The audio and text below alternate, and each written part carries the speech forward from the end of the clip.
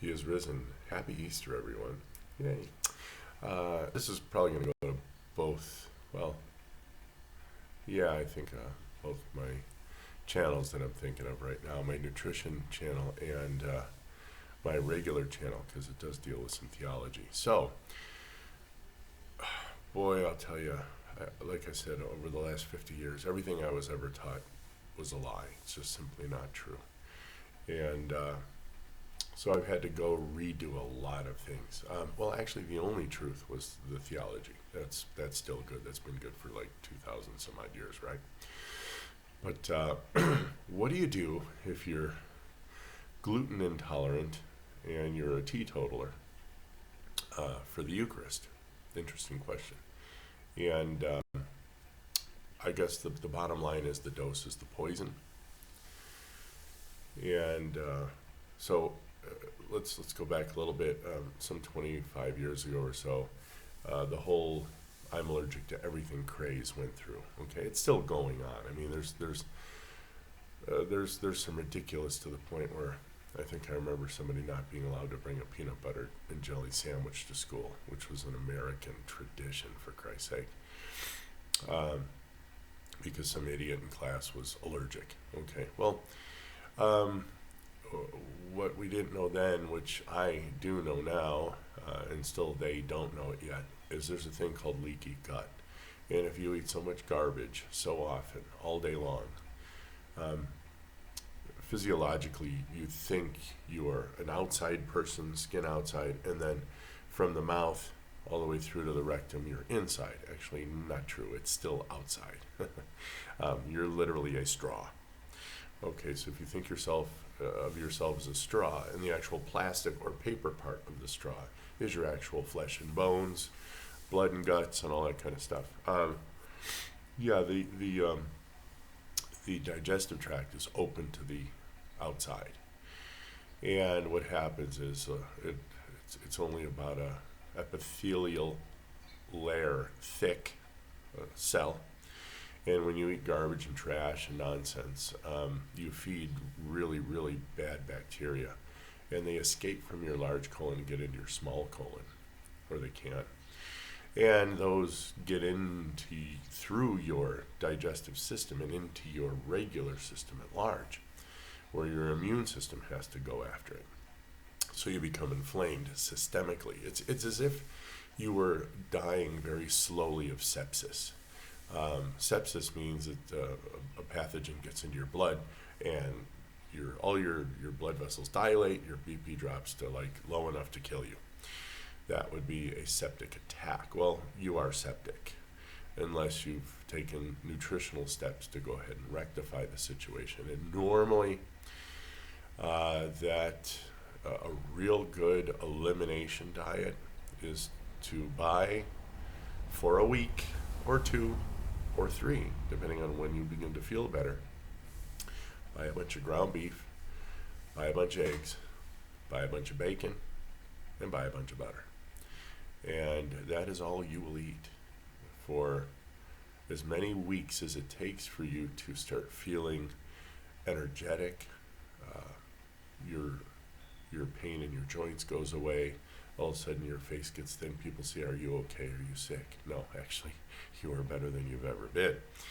So many people are so ill in so much of Western society that sick looks like the new healthy because it's normal, but it's not obviously healthy or optimal. So let's go back a little bit there after this whole insanity. Well, let me finish that up. When you feel well again, reintroduce things.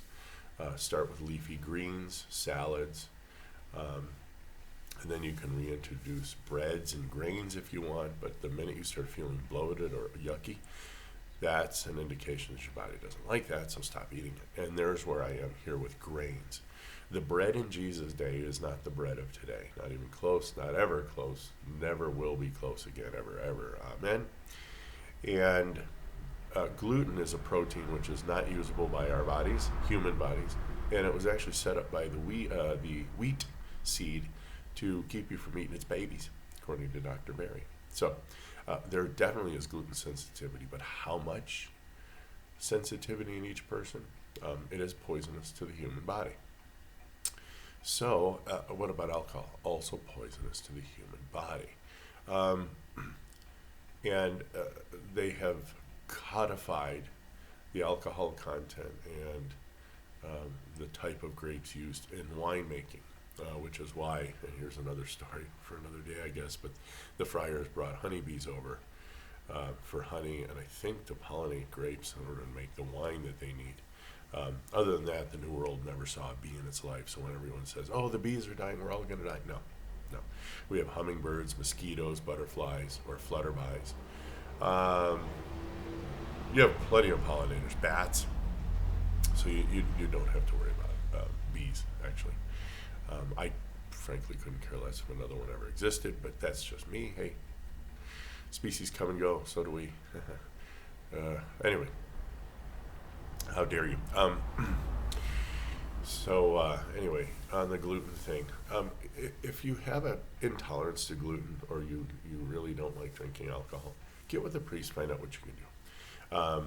And if the priest won't help you, we'll go to his superiors. If you have to go to the bishop of your diocese, then go. That's the nice thing about a chain of command. But normally priests are really cool with that. I mean, I'll say, hey, when I come up to the line, or can I get Eucharist slightly? I mean, they have to consecrate, obviously, but find out if there's kind of the ordinary mass, out of the ordinary mass, if you can have a separate Eucharist. Priests are willing to do that kind of stuff. I would. I mean, I'm not even a priest, and I'm a servant of the servants of the servants. So if your priest is worth his Roman collar, he'll do for all of his people what he needs to do. So anyway, that being said, if you literally need a molecule, okay? You don't need both species, bread and water, bread and wine. You can use either or. Matter of fact, I remember babies in the Orthodox, they're baptized outside in what's called the baptistry. Go through the Mass, and then they go up to the baby, they take a little piece of bread, they dip it in the wine, and they put it on the tongue. And I think they literally touch the tongue. I don't think they give them the whole chunk because obviously the babies can't do anything with it. But they do, obviously they can't. So they touch the tongue with the bread and the wine mixture. And there you go. Now you get communion, your baptism, and gosh, it's been that long since I've actually studied all this. Should know it. Obviously, confession comes around the age of 7, whenever you kind of know the difference between the truth, lie, good, bad, evil, ugly, all that kind of stuff. Confession, and then